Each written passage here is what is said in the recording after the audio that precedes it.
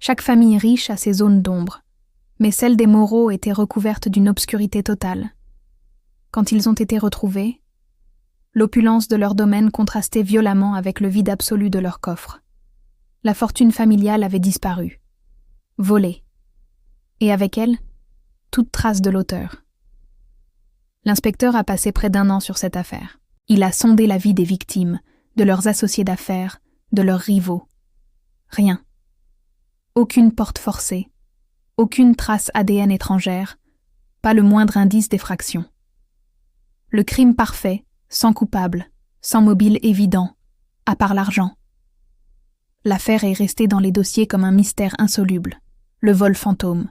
Puis, une décennie s'est écoulée, 10 ans de silence, jusqu'à l'arrestation d'un homme à l'étranger, vivant sous le nom de Jean Mercier, menant une vie de milliardaire. La police financière l'a repéré grâce à des transactions immobilières suspectes. Mais ce qui l'a vraiment trahi, ce n'est pas son argent, c'est une mélodie. Jean Mercier jouait au piano la même composition rare que le patriarche Moreau, une pièce que seuls les membres proches de la famille connaissaient.